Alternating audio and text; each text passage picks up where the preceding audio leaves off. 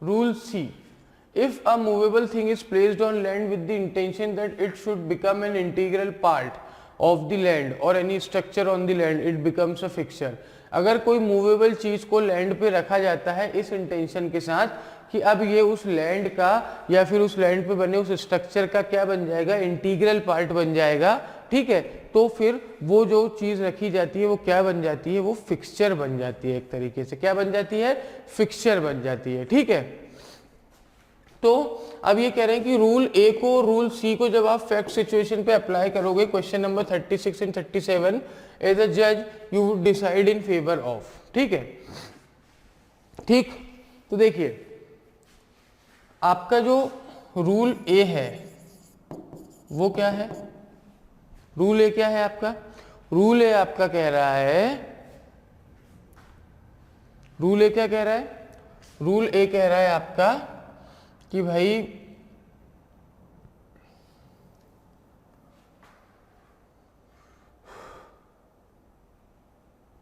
देखिए सबसे पहले तो ये 192 193 नहीं है, ये 36 और 37 है ना। ये क्लैट के क्वेश्चन पेपर में 192 193 नंबर पे थे, अभी हमने जब पीपीटी बना ली तो 36 37 कर लिया उसे, है ना। तो ये 36 37 होगा,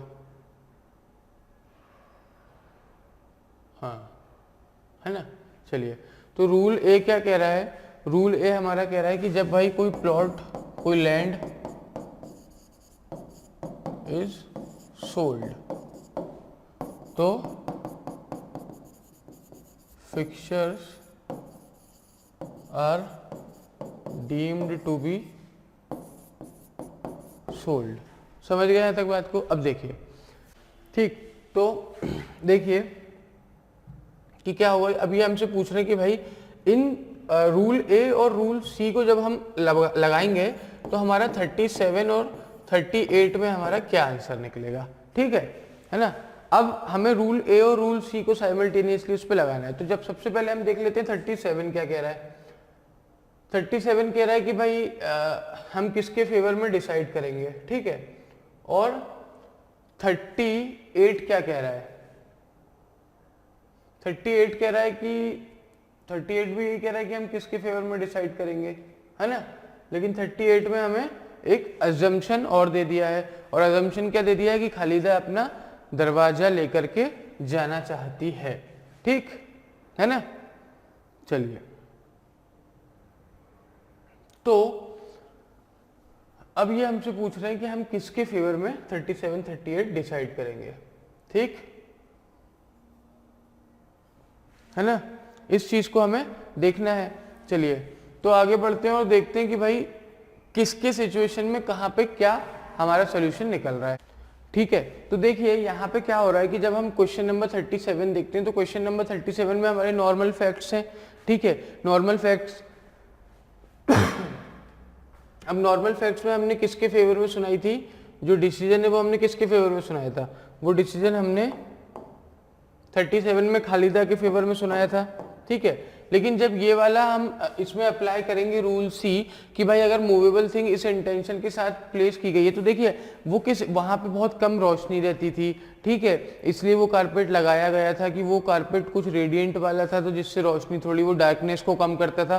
तो बेसिकली एक इंटेंशन थी कि हाँ भाई इस रूम का ये इंटीग्रल पार्ट रहेगा, इस रूम से ये कहीं नहीं जाएगा, ठीक। तो वहां पे भी अब क्या हो जाएगा, वहां पे भी अब फेवर में किसके हो जाएगा, गुरप्रीत के डिसीजन हो जाएगा अकॉर्डिंग टू रूल सी। किस रूल के हिसाब से, अकॉर्डिंग टू रूल सी गुरप्रीत के फेवर में आ जाएगी वो बात भी, ठीक है ना। और जब 38 जिसमें ऑलरेडी हमने गुरप्रीत के ही फेवर में डिसीजन सुनाया था, कौन सा, गेट वाला, तो भाई गेट वाले में तो दरवाजा जो है, गेट जो है ना, डोर जो है वो तो इंटीग्रल पार्ट ही रहेगा। क्या रहेगा, इंटीग्रल पार्ट ही रहेगा घर का, उसे तो फिक्सचर ही माना जाएगा। तो दोनों कंडीशन में, ठीक है, क्वेश्चन नंबर 37 38 या फिर according to CLAT question paper 192 193, दोनों ही कंडीशन में कौन किसके फेवर में हम डिसीजन देने वाले हैं, हम देने वाले हैं भैया गुरप्रीत प्राजी के फेवर में, ठीक है। तो आपका ऑप्शन क्या हो जाएगा, आपका ऑप्शन डी हो जाएगा कि भाई गुरप्रीत इन बोथ सिचुएशन हम उसके फेवर में डिसीजन सुनाएंगे। ठीक, समझ गए यहाँ तक बात। चलिए अगले क्वेश्चन है 41 to 45, उसके बाद क्लैट 2011 के क्वेश्चन पेपर को हम कह देंगे अलविदा। ठीक, और उसके बाद नया क्वेश्चन पेपर चालू करेंगे। तो ये 41, 42, 43, 44 और 45 5 क्वेश्चन इसमें दिए हुए हैं, 5 क्वेश्चन हमको पढ़ने हैं। ठीक, चलिए तो पहला रूल ए देखते हैं, है ना। रूल ए क्या है, रूल ए क्या कह रहा है कि an owner of land has the right to use the land in any manner he और शी डिजायर्स। एक ओनर, ठीक है, किसी भी लैंड का उसको राइट है कि वो उस लैंड को किसी भी मैनर में, ठीक है, यूज कर सकता है, जिस भी मैनर में वो उसकी इच्छा है। ठीक है ना। The owner of land also owns the space above and the depth below it। और ओनर जो है वो उस लैंड के ऊपर की स्पेस और उसके नीचे की धरती, डेप्थ, पाताल, ठीक है, वहां तक की जमीनों को भी वो क्या करता है, ओन करता है। ठीक है, ऐसा नहीं है कि किसी ने एक सिंगल मंजिल मकान बना रखा है, आपने अपनी 2 मंजिल के बाद तीसरी मंजिल उसके घर के ऊपर निकाल दी बीम डाल डाल के, ऐसा नहीं कर सकते आप। ठीक है, कि भाई ये तो हमने तो हवा में टांगी है, नहीं, वो स्पेस उसी का है, आप अपने स्पेस में बनाइए, चांद तक जाइए, वो अपने स्पेस में बनाएगा, चांद तक जाएगा। ठीक है, तो ये हो गया रूल ए। रूल बी बोल रहे हैं rights above the land extend only to the point they are essential to any use और एंजॉयमेंट ऑफ लैंड। राइट जो लैंड के अबव के जो लैंड राइट्स है ना, वो किस पॉइंट तक एसेंशियल हैं, ठीक है, वो उसी पॉइंट तक एसेंशियल हैं जब तक का आप अपने लैंड का कोई यूज कर रहे हैं या एंजॉयमेंट कर रहे हैं। ठीक है, ठीक, समझ रहे बात को। तो आपका जो लैंड है उसके ऊपर जो हवा वाले जो राइट है ना, स्पेस वाले, वो कहाँ तक एक्सटेंशन है उनका, वहां तक जहां तक आप अपने लैंड का कोई इंजॉयमेंट या यूज कर रहे हैं। ठीक, समझ गए। चलिए इसके बाद है आपका रूल सी। रूल सी क्या कह रहा है, रूल सी कह रहा है कि an owner can not claim infringement of her property right if the space above his or her land is put to reasonable use by someone else at a height at which the owner would have no reasonable use of it and it does not affect the reasonable enjoyment of his or her land। ठीक है, क्या होता है कि एक owner, ठीक है, infringement of his और हर प्रॉपर्टी राइट, अपने प्रॉपर्टी राइट का इन्फ्रिंजमेंट क्लेम नहीं कर सकता है। ठीक है, कब कब अगर उसकी लैंड के ऊपर का जो स्पेस है, ठीक है, वो एक रीजनेबल यूज के लिए किसी और इंसान ने यूज कर लिया है। ठीक है, वो एक रीजनेबल यूज के लिए किसी और ने यूज कर लिया है, वो भी एक ऐसी हाइट पे जिस हाइट पे उस पर्टिकुलर व्यक्ति को तो कोई रीजनेबल यूज उस स्पेस का हो ही नहीं सकता। ठीक है, तो अगर ऐसा यूज होता है तो वो रीजनेबल एंजॉयमेंट को आपके लैंड के इन्फ्रिंज नहीं करता है। ठीक है, समझ गए हम। सपोज करिए आपका घर है, ठीक है, आपका घर है, आपके घर के 100 मीटर ऊंचाई की स्पेस का आप क्या करोगे, कुछ नहीं करोगे ना।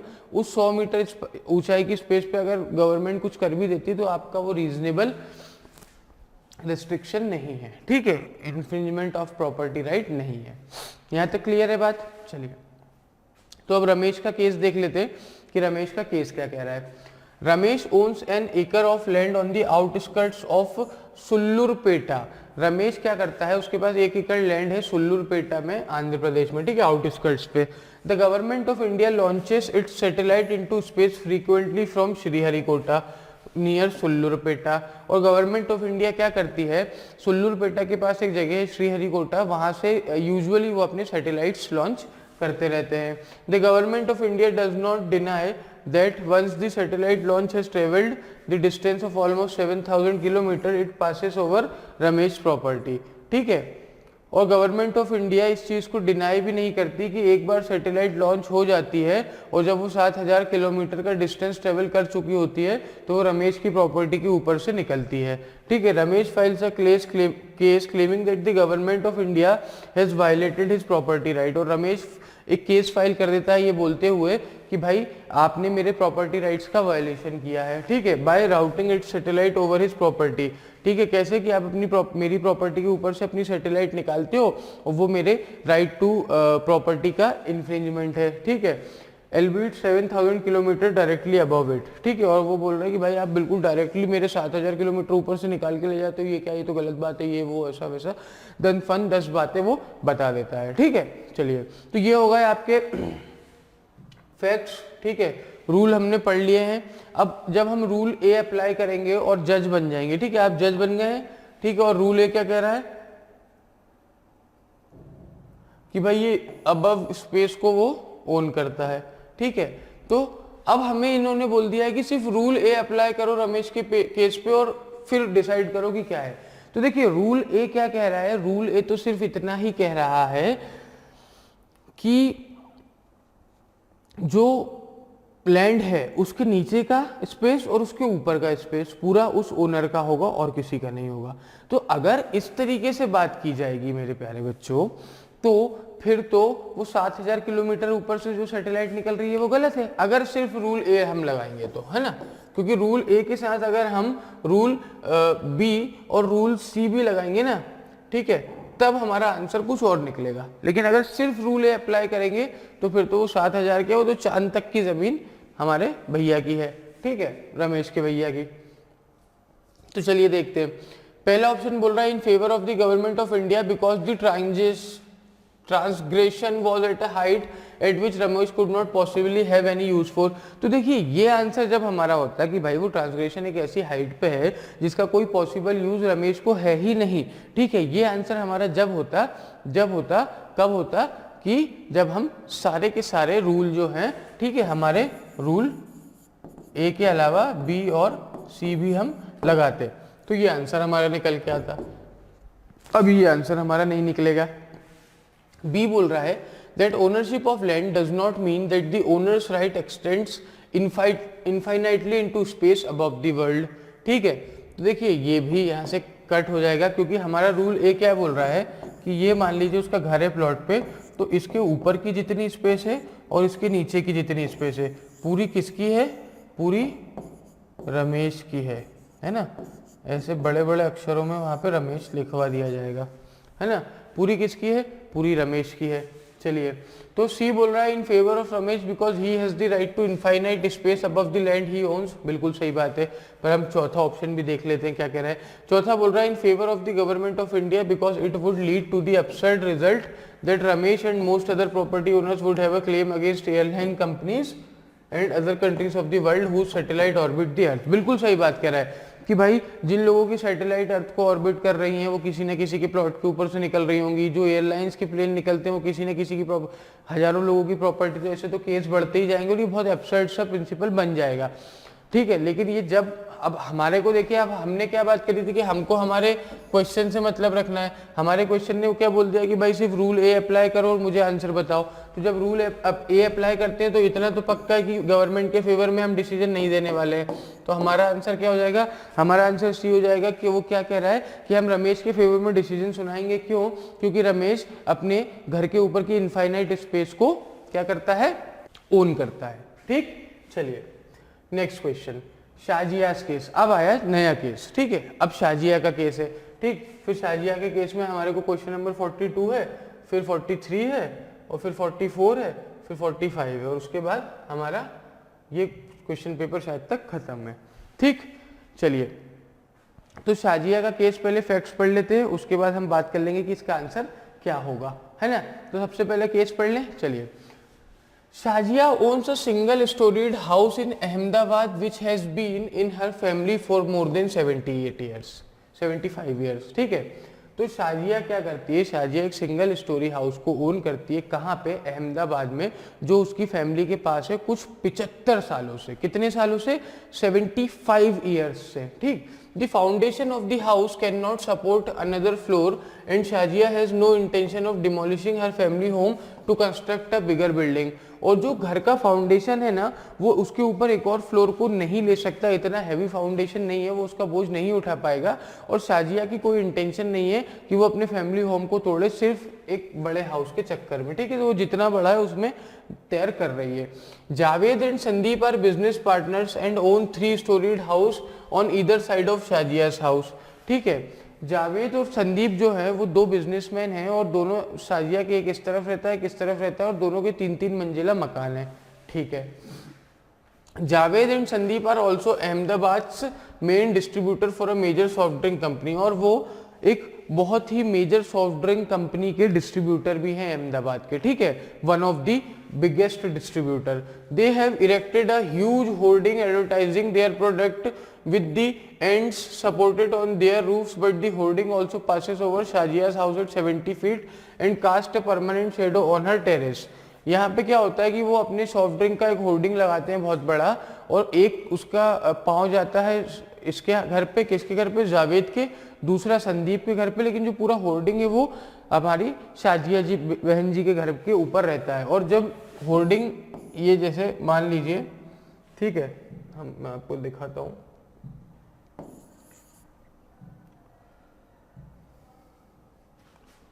देखिए मान लीजिए ये घर है किसका, आपके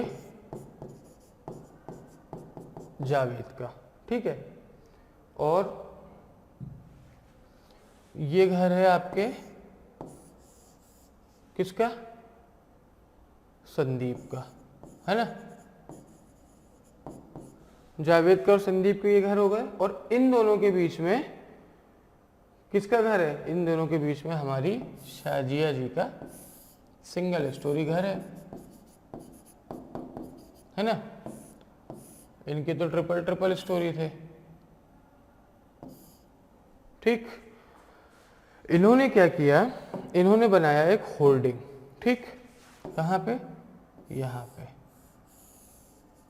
ठीक है। उसका एक पोल बनाया संदीप के घर पे, दूसरा पोल जावेद के घर पे, और पूरा का पूरा होर्डिंग जो है ये सॉफ्ट ड्रिंक का, ये कहाँ पे आया, ये आया आपका शाजिया के घर के ऊपर। तो इसकी जो शेडो है ना वो पूरी यहाँ पड़ने लगी, ठीक है। और इनके कपड़े नहीं सूखते थे, मान लीजिए ऐसा कुछ हुआ होगा बिल्कुल, जब इनने केस किया होगा, ठीक है। तो ठीक ऐसा हुआ, तो इन्होंने 75 फीट ऊपर वो होर्डिंग लगाया, जिससे क्या हुआ, उनके टेरेस पे शेडो रहने लगी पूरे टाइम, ठीक है, permanently. Shazia decide to hoist a huge Indian flag going up to 75 feet on a roof. और शाजिया ने एक दिन डिसाइड किया कि मैं 75 फीट का इंडियन फ्लैग अपने रूफ पे होइस्ट करूंगी। She files a case asking the court to order लेव्ड एंड संदीप टू, ठीक है। तो उन्होंने एक कोर्ट केस फाइल किया, कोर्ट में उन्होंने ये गुहार लगाई कि भाई आप जावेद और संदीप को बोलो कि वो होर्डिंग रिमूव करे, ठीक है, क्योंकि मुझे फ्लैग को होइस्ट करना है, ठीक। उन्हें छाव माव से कोई मतलब नहीं थी, उन्हें तो सिंपल सा उनका फंडा था कि मुझे फ्लैग को होइस्ट करना है, तो आप इनको बोल के और हटवाइए, ठीक है, समझ गए बात को। चलिए तो ऑप्शंस की ओर बढ़ते हैं। तो अब हमें क्या करना है, अब हमें रूल बी लगाना है शाजिया के केस पे और डिसाइड करना है कि क्या होने वाला है। अब रूल बी जल्दी से देख लीजिए एक बार, रूल बी क्या कह रहा है, रूल बी कह रहा है right above the land extend only to the point they are essential to any use और एंजॉयमेंट ऑफ लैंड, ठीक है। तो ये कह रहा है कि भाई जो राइट्स हैं लैंड के ऊपर के वो कहाँ तक एक्सटेंड करते हैं, वहां तक जहां तक वो एसेंशियल है आपके राइट, आपके एंजॉयमेंट के लिए लैंड के, ठीक है, या फिर आपके यूज, रीजनेबल यूज के लिए, ठीक है। तो आप बोलेंगे कि हाँ सर हम यहाँ तक भी समझ गए होंगे आप, ठीक है, आप बहुत समझदार बच्चे भी हैं, ठीक। तो अब देखिए अब क्या हो रहा है कि यहाँ पे पहले बोल रहा है जावेद एंड संदीप बिकॉज, हम किसके फेवर में देंगे, तो ये बोल रहा है Javed and Sandeep because Shazia can easily hoist a flag below 70 feet. तो ये बोल रहा है कि भाई शाजिया 70 फीट से नीचे का फ्लैग होइस्ट करे, हम तो जावेद और संदीप के फेवर में डिसीजन देंगे। बी बोल रहा है Shazia because she has the right to put her land to any use and the court can not go into her intentions for hosting a flag at 75 feet. C बोल रहा है Shazia because she has the absolute right to the space above her land. नहीं, absolute right नहीं है, ये तो हम अब क्योंकि हमें रूल बी लगाना है ना, और रूल बी क्या बोल रहा है कि एब्सोल्यूट राइट नहीं है, उतना ही राइट है जितना नेसेसरी है। तो ऑप्शन सी आपका कट जाएगा। D Javed and Sandeep because hoisting a flag 75 feet above one's roof is not essential to the use and enjoyment of the land. नहीं, देखिए क्या होता है कि ये हमारा घर है, ठीक है, अब हमको यहाँ 75 फीट लंबा झंडा लगाना है, ठीक। मान लीजिए हमें इंडियन फ्लैग नहीं लगाना, ठीक है, हमें तो कोई रिलीजियस ही फ्लैग लगाना है और वो उतनी ऊंचाई पे लगता है, हमारे ट्रेडिशंस है, हमारे कल्चर है, तो फिर वो एक रीजनेबल यूज है। और आप हमारे घर के ऊपर ऐसे होर्डिंग कैसे लगा सकते हो, कमर्शियल प्रॉपर्टी है क्या, ठीक है। तो यहाँ पे किसके फेवर में जाएगा, शाजिया के फेवर में जाएगा। तो अब देखिए जब दो क्रॉस हो गए तो ये जावेद वाला अपने आप क्रॉस होता है, क्योंकि शाजिया फिर एक ही में बची है, तो शाजिया के फेवर में डिसीजन जाएगा और क्या बोलेगा कि हम you would decide in favour of Shazia because she has the right to put her land to any use and the court can not go into her intention for hosting a flag at 75 feet. ठीक, यहां तक बात clear हो गई है, कोई दिक्कत तो नहीं, कोई परेशानी तो नहीं, होनी भी नहीं चाहिए। ठीक है, चलिए तो आगे बढ़ते हैं और क्वेश्चन नंबर 43 देखते हैं। क्वेश्चन नंबर 43 क्या कह रहा है, क्वेश्चन नंबर 43 की जब हम बात करते हैं तो applying only rules A and B to Shazia's case you will decide. जब हम सिर्फ रूल ए और रूल बी डालेंगे, अप्लाई करेंगे किस पे, शाजिया के केस में, तो फिर हम क्या डिसाइड करेंगे। ठीक है, ठीक, तो देखिए रूल ए क्या कह रहा है, रूल ए कह रहा है कि भाई जो प्रॉपर्टी के ऊपर की जगह है और प्रॉपर्टी के नीचे की जगह है वो भी ओनर की रहेगी, और रूल भी कह रहा है कि भाई वहीं तक यूज करना जहां तक वो रीजनेबल एंजॉयमेंट हो। ठीक है, देखिए रूल ए भी बोल रहा है कि वो जो जगह है वो किसकी है, शाजिया की है ना। रूल ए भी शाजिया के फेवर में बोल रहा है और रूल बी भी बोल रहा है कि हाँ शाजिया, तुम्हें जहां तक तुम्हारे प्लॉट का, तुम्हारे घर का रीजनेबल यूज है, रीजनेबल एंजॉयमेंट है, वहां तक तुम करो, है ना, कोई हमें प्रॉब्लम नहीं है। तो दोनों ही रूल किसके फेवर में बोल रहे हैं, दोनों ही रूल शाजिया के फेवर में बोल रहे हैं। ठीक है, तो अब पहला बोल रहा है in favour of Shazia only under rule है, नहीं बिल्कुल नहीं। सी बोल रहा है अगेंस्ट शाजिया अंडर रूल भी नहीं, और ये भी बोल रहा है अगेंस्ट शाजिया, तो ये भी कैंसिल हो जाता है। तो हमारा ऑप्शन एक ही बचता है, वो बोल रहा है in favour of Shazia under rule है एज वेल एज बी। ठीक है, तो ऑप्शन बी हमारा आंसर हो गया। चलिए तो आगे बढ़े क्वेश्चन नंबर 44 की तरफ। ठीक, बढ़ते हैं, चलिए देखते हैं क्या कह रहा है। 44 applying only rule B and C to Ramesh case you would decide. अब हमें रमेश के केस पे सिर्फ रूल बी और रूल सी लगाना है और डिसाइड करना है। तो रूल बी हमारा क्या था, रूल बी हमारा था कि भाई रीजनेबल एंजॉयमेंट करनी है अपने को, है ना। और रूल सी हमारा क्या है, सी वाला रूल एक बार देख लेते हैं।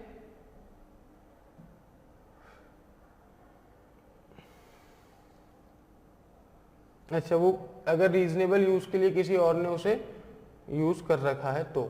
ठीक है, चलिए तो देखिए जब रमेश के केस पे हम बी वाला रूल बनाएंगे तो ये सिंपल सा लॉजिक है कि 7000 फीट ऊपर की जगह का रमेश क्या रीजनेबल यूज कर लेगा, उसका क्या एंजॉयमेंट है वहां पे। और जब हम सी लगाएंगे तो हम देखेंगे कि गवर्नमेंट ने वो रीजनेबल यूज किया है उस स्पेस का, और एक ऐसे हाइट पे जाकर के किया है जहां पे रमेश को कोई रीजनेबल यूज कभी नहीं हो सकता। ठीक है, तो हमारा आंसर क्या हो जाएगा कि हमारा आंसर क्या हो जाएगा कि हम रमेश के अगेंस्ट में सुनाएंगे, फेवर में नहीं अगेंस्ट में सुनाएंगे। ठीक है, अगेंस्ट में सुनाएंगे। तो जब हम अगेंस्ट में सुनाएंगे तो ये ऑप्शन ए बोल रहा है in favour of Ramesh only under rule B no, in favour of Ramesh under rule B as well as C no. अब अगेंस्ट रमेश, अब अभी हमने क्या बात करी कि दोनों ही रूल रमेश के फेवर में बात कर रहे हैं, तो हमारा ऑप्शन डी सही हो जाएगा, है ना, क्योंकि सी वाला सिर्फ एक ही रूल में बात कर रहा है और डी वाला दोनों रूल में ही रमेश के फेवर में जजमेंट दे रहा है। ठीक है, यहां तक बात समझ में आ गई, यहां तक सारी चीजें क्लियर हो गई। ठीक है, चलिए question number 45 applying rule C to Shazia's case you will decide. अब हमें शाजिया के केस में रूल सी लगाना है और फिर डिसाइड करना है। तो देखिए शाजिया के केस में भी जब हम रूल सी लगा रहे हैं, ठीक है,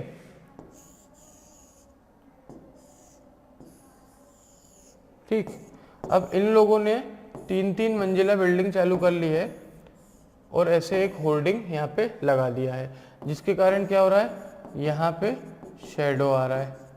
यहाँ तक क्लियर है बात।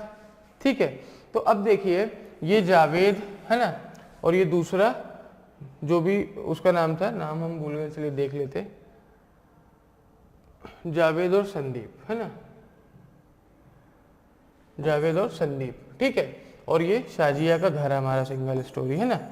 अब चाहे कितना भी हो, ठीक है, अब आप उसका रीजनेबल यूज, आप इसको इतनी ऊंचाई पे लगवा देते कि ये परमानेंट शेडो कास्ट नहीं करता इसके ऊपर, ठीक है, ये उसके इंजॉयमेंट के साथ इंफ्रिंजमेंट हो रहा है, ठीक है। ये रीजनेबल यूज, आप भाई गवर्नमेंट 7,000 फीट की ऊंचाई से एक सैटेलाइट लेके जा रही है, वो बात अलग है।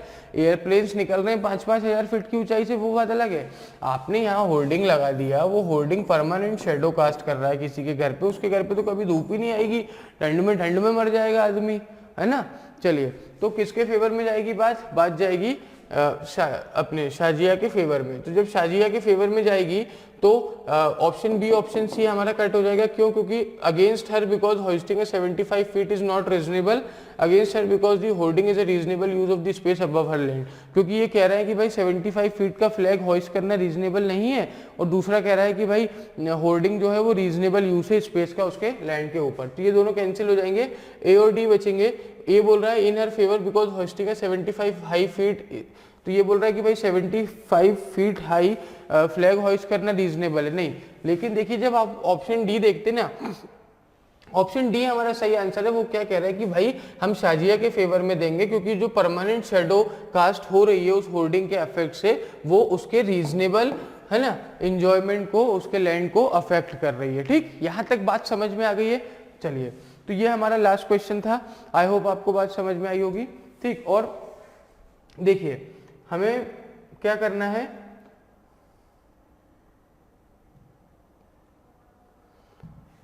हमें चीजों को बिल्कुल समझ के रखना है, और हमारा एक सिंपल सा फंडा है। वो फंडा क्या है? सिंपल सा जो फंडा है वो हमारा क्या है, जल्दी से बताइए। वो सिंपल सा फंडा हमारा ये है कि हमको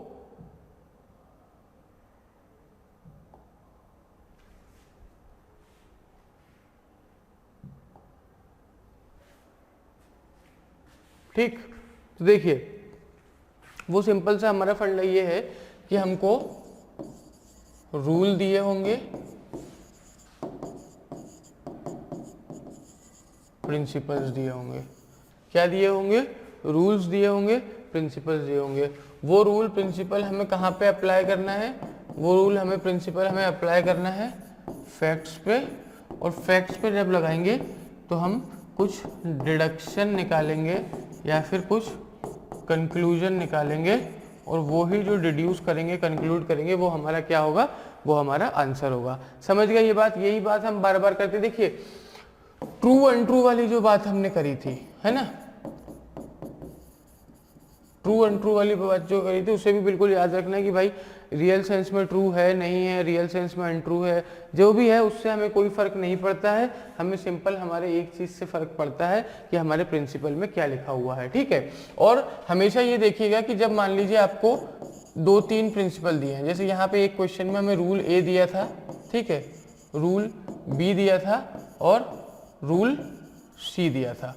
तो जब ये 3 रूल दिए थे और क्वेश्चन में हमसे क्या बोल दिया गया था कि ओनली रूल ए आपको अप्लाई करना है, तो जब हम फैक्ट पढ़ते हैं तो वो आंसर हमारा कुछ और निकल रहा था, लेकिन जब हम सिर्फ रूल ए उस पर अप्लाई करते हैं तो वो रियल सेंस में गलत आंसर था। लेकिन फिर वही बात, हमें रियल सेंस में जाना ही नहीं है, हमें सिर्फ हमारे क्वेश्चन के हिसाब से आंसर देखना है। ठीक है, समझ गए यहाँ तक बात? कोई दिक्कत नहीं, कोई परेशानी नहीं। ठीक, तो ये कुछ इसके मूल मंत्र हैं, ये बिल्कुल याद रखिएगा। ठीक है, और कोई भी परेशानी आपको नहीं होगी, और कोई भी परेशानी अगर होती भी है तो बिल्कुल आप हमें बताइए। ठीक, हम बैठे ही हैं आपके लिए, है ना। ठीक, चलिए, तो ये हमारे 45 क्वेश्चन कंप्लीट हो गए। ठीक है, अब इसके बाद हम क्लैट 2010 का क्वेश्चन पेपर देख लेंगे, 9 का देख लेंगे, 8 का देख लेंगे। ठीक है, और 8 से लेकर के 20 तक सारे क्वेश्चन पेपर हम देख लेंगे। 12-13 साल के क्वेश्चन पेपर हो जाएंगे हमारे, इनफ है इतने। और उसके बाद हम एक सीरीज लेकर के आएंगे जिसमें सिर्फ नए पैटर्न के क्वेश्चन पेपर रहेंगे, नए पैटर्न के क्वेश्चंस रहेंगे। ठीक है, क्योंकि पुराने पैटर्न के क्वेश्चन तो हमने बहुत करा लिए और ये आते से वेलेट और सिम्बाइसिस एंट्रेंस टेस्ट और बाकी जो दूसरे टेस्ट हैं उनमें होते हैं, तो उनकी तैयारी तो आपकी बहुत हो जाएगी। अब हमें क्लैट के नए तरीके के क्वेश्चंस की प्रैक्टिस पूरी करनी है। ठीक है, तो कुछ हम 100-150 क्वेश्चन के सेट लेकर के आएंगे, उन्हें बिल्कुल हम कंठस्थ कर लेंगे और देख लेंगे कि भाई क्या इनको सॉल्व करने का तरीका होता है। ठीक है, चलिए, thank you so much, thank you for watching this video. बहुत अच्छा लगा आप सभी से मिलकर। आई होप आप सभी को सारी चीज़ें समझ में आई हो, किसी भी चीज़ में कोई दिक्कत ना रही हो। ठीक है, तो चलिए नेक्स्ट लेक्चर में मिलते हैं क्लैट 2010 के क्वेश्चन पेपर के साथ। चलिए, थैंक यू सो मच।